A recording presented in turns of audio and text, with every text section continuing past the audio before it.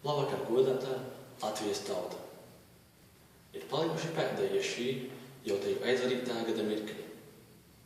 Pēdējais brīdis atskatīties uz to, kas aizvarītā gada laikā ir paveikts.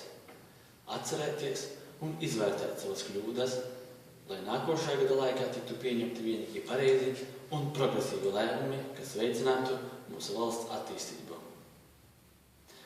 Aizvarītais gads bija vēl viens apliecinājums mūsu nācijas varenībai, kas vispilgtāk atspoguļojās dziesmu un deju svētkos. Šie 4 gada svētki atkal vienoja latviešus nebeidzamajā un patiesajā tautadējā un mūsu pašu dižgaru radītajās dziesmās, kuru spēks spēja caurstrāvot un uzrunāt katra cilvēka sirdi, parādot to, cik lielā nozīme ir garīgajām vērtībām. 2013. gads mūsu atmiņā paliks arī ar melno, sērpilnu nokrāsu, jo mūžībā aizgājuši tādi izcili mākslinieki kā Harijs Panauskis, Aivars Brīze un Imants Ziedonis. Patiesībā šie cilvēki vienmēr paliks starp mums vārdos, dziesmās, dzejā un nebeidzamā tautas mīlestībā. Joprojām izjūtam traģisko 21. novembra Zolitūdes traģēdiju sekas.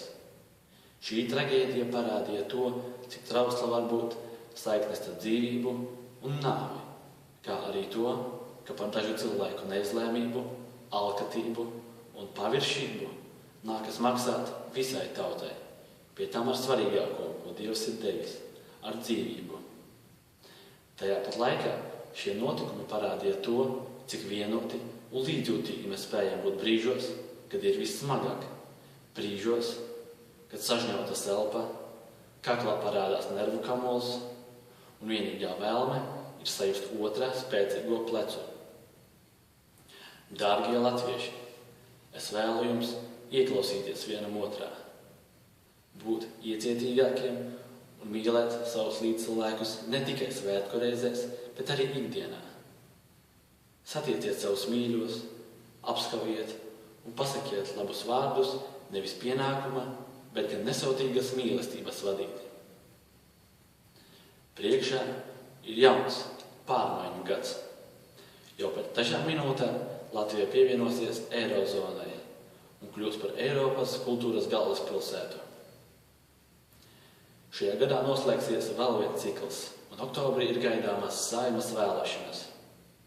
Tāpēc es aicinu jūs, tautieši, pirms balsošanas izvērtējiet katra kandidāta līdzšinējo devumu un to, vai viņa darbs ir bijis Latvijas cilvēku labklājības veicināšanā, vai arī doti tikai tukši solījumi.